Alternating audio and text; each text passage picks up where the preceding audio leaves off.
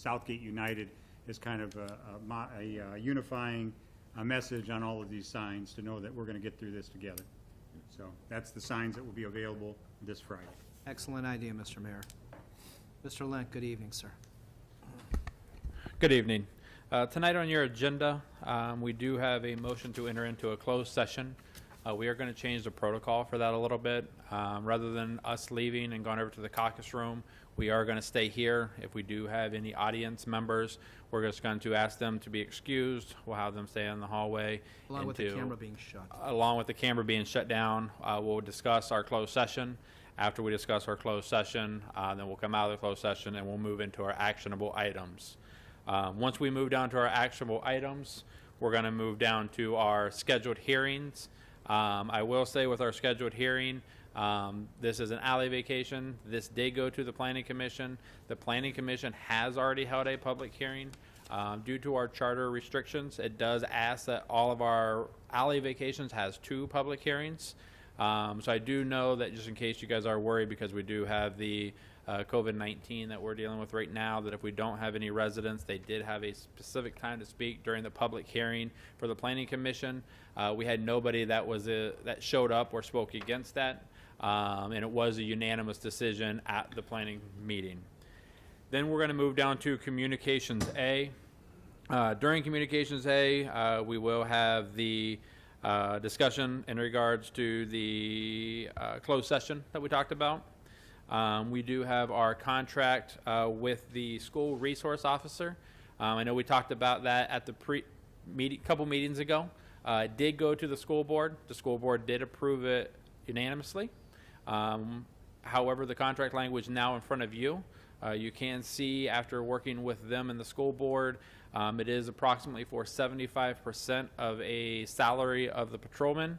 That salary does include their full-time benefits, their pension, and everything. So we have wrapped in. That's why the price that you see is there, and the school will cover 75%. When the school is in session, the officer will be there in full uniform. They will be based out of the high school, but they will be, if the school needs them to go to the middle school for any issues, they will be able to go to some of the other schools. When the school is not in session, they will be based out of our DB's office, and they still will work on juvenile cases. So that is why the 75%. This is, you know, we forget just not that long ago, you know, we're dealing with some safety concerns in a lot of our schools.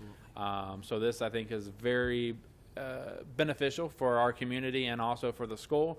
As a lot of work has went into it, I'd like to thank Joe Pastor and our public safety director for putting in a lot of time and effort into creating this contract and doing something I think that will be beneficial for our community and our schools, because we definitely rely on good schools for a good community. We also have on here just a tree and stump removal. It's an extension to the contract.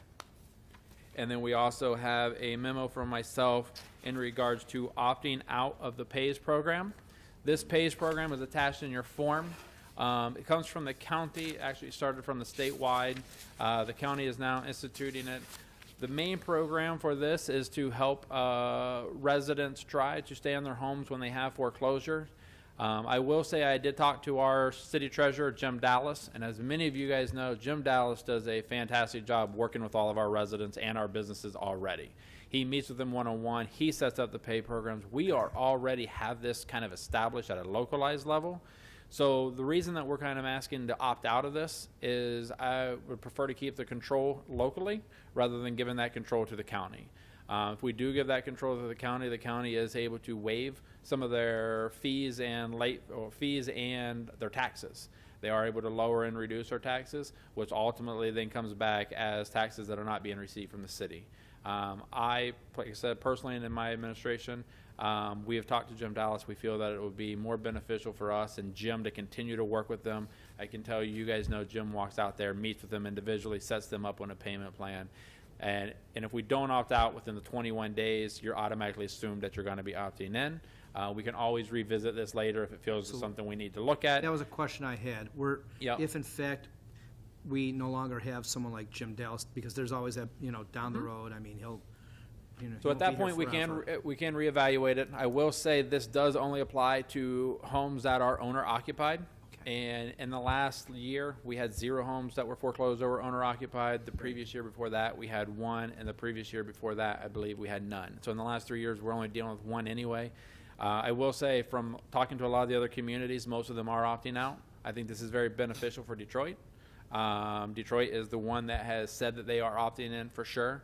It is something I think that will be beneficial for some communities. We're just not one of the communities that I think would benefit from a program like this. And I will say too is, Council President, this is up to you guys, but I do know that some of you guys have expressed thoughts of trying to expedite this meeting when we do start to help, promote the spread of the virus.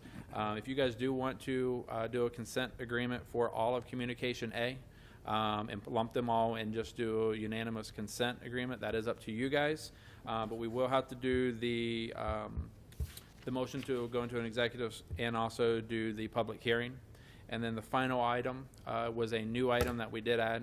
And as Council President talked about, it is a declaration, emergency declaration for the city of Southgate. This will help us moving forward. We have no clue where this virus is going to go. I can tell you every single day for the last 6-7 days, we have been on more conference calls than I probably have been in my first 2 years here.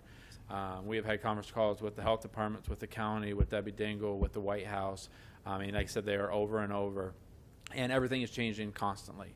By giving this state emergency declaration, it does give us powers that if we don't able to have a council meeting and that we do want to avoid all contact and try to quarantine as much, is it does give us the power to actually pay for some of our bills. The warrants aren't going to go away. The bills still are going to be operating.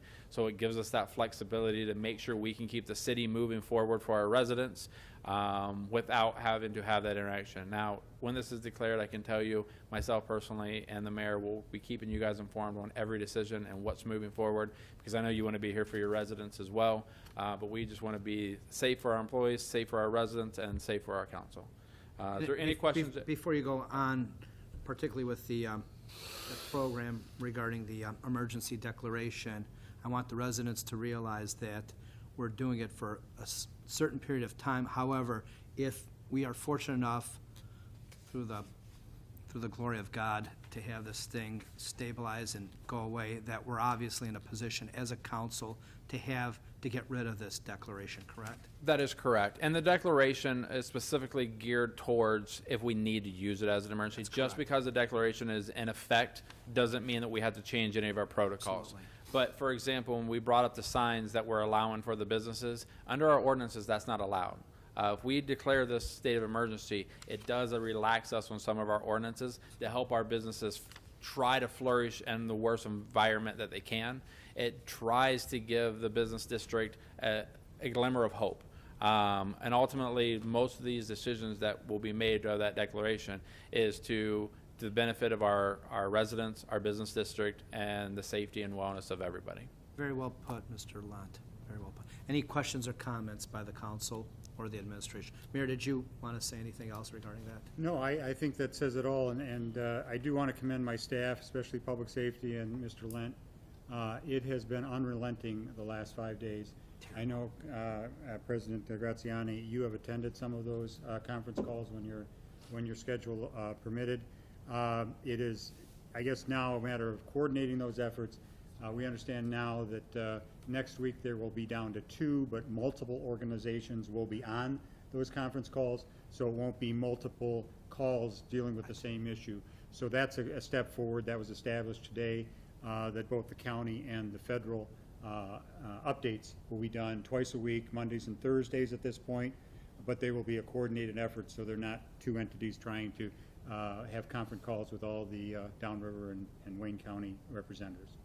In addition to that, Mayor, did you want to go into the public safety aspect where it will allow public safety to easily coordinate activities? Yeah, I think the other thing is that obviously public safety is going through reviewing their protocols, and again there are some, and again it's dealing with primarily limiting face-to-face or person-to-person contact. And so it's tough for a lot of our Absolutely. public safety officials. They want to be the first on the spot. They want to be able to go help that resident in need. But these are things that the protocols are going to have to change a little bit, at least for the time being. And we respect that. And, Director Smith and the chiefs have done remarkable work in a very short period of time to try and create those new protocols and educate their officers and firefighters that this is the new way of doing business until we're able to get this under control. Mr. Chairman. Thank you very much, Mr. Rand. Mr. Mr. Chairman, Clovis. we only have about 4 minutes left before the meeting starts.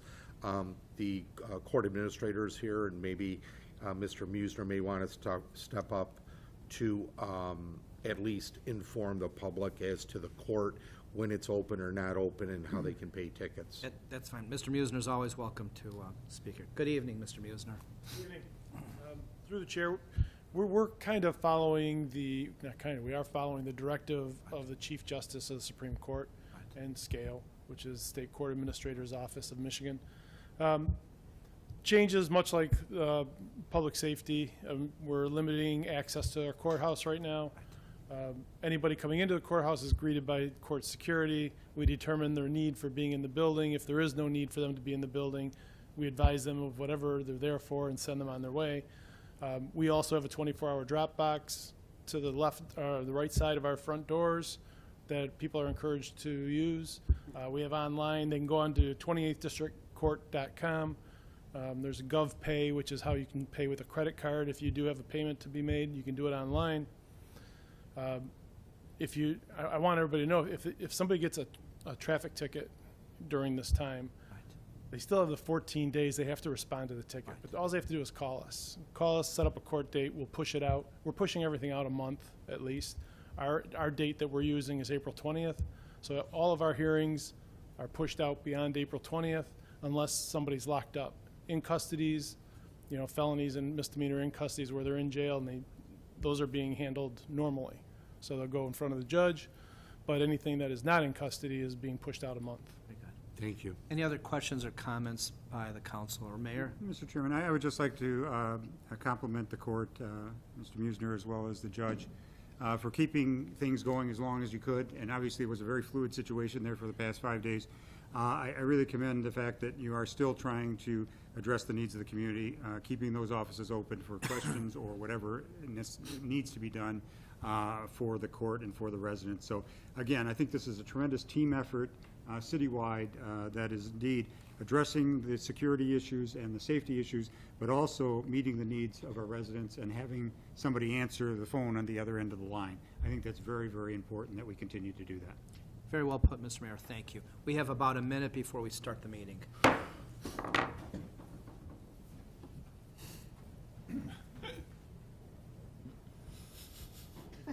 Hey, I didn't even see if those are on the microphones.